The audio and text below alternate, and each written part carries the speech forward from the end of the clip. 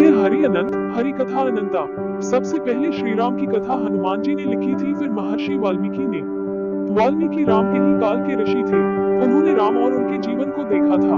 वे ही अच्छी तरह जानते थे कि राम क्या और कौन है। लेकिन जब सवाल लिखने का आया, तब नारद मुनि ने उनकी सहायता की।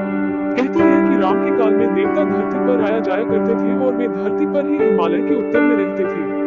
रामायण के बाद राम से जुड़ी हजारों कथाएं प्रचलन में आई और सभी में राम की कथा में थोड़े बहुत रद्द बदल के साथ ही कुछ रामायणों में ऐसे भी प्रसंग मिलते हैं जिनका उल्लेख वाल्मीकि रामायण में नहीं मिलता है।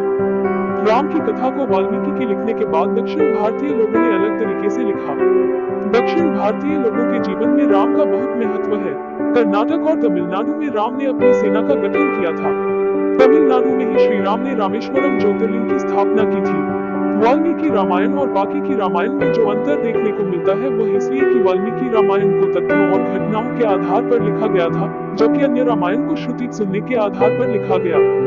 जैसे बुद्ध ने अपने पूर्व जन्मों का वृतांत कहते हुए अपने शिष्यों को रामकथा सुनाई, जैसे बहुत समय बाद तुलसीदास को उनके गुरु ने सोरों क्षेत्र में रामकथा सुनाई। इसी तरह जनश्रुतियों के आधार पर हर देश ने अपनी रामायण को लिखा। रामकथा सामान्यतः बताने के लिए सुनाई जाती है। रामायणों की संख्या और पिछले 2500 या उससे भी अधिक सालों से दक्षिण तथा दक्षिण पूर्व एशिया में उनके प्रभाव का दायरा बहुत व्यापक है। जितनी भाषाओं में रामकथा पाई जाती है, उनकी फहरिस्त बनाने में ही आप थक जाएंगे। अन्नामी, बाली, बांग्ला, कंबोडियाई, चीनी, गुजराती, जावाई, कन्नड़, कश्मीरी, खोटानी, लाओसी, मलेशियाई, मराठी, ओडिया, प्राकृत, संस्कृत, संथाली, सिंहली, तमिल, तेलुगु, थाई, तिब्बती, कावी आदि हजारों भाषाओं में उस काल में और उसके बाद कृष्ण काल, बौद्ध काल में चरित्र रामायण में अनुवाद के कारण कई परिवर्तन होते चले गए, लेकिन मूल कथा आज भी वैसी की वैसी ही है। कवियों और साहित्यकारों ने रामायण को और रोचक बनाने के लिए उनकी मूल कथा के साथ तो छेड़छाड़ नहीं की, लेकिन उन्होंने कथा को एक अलग रूप और रंग से सज्जित कर दिया।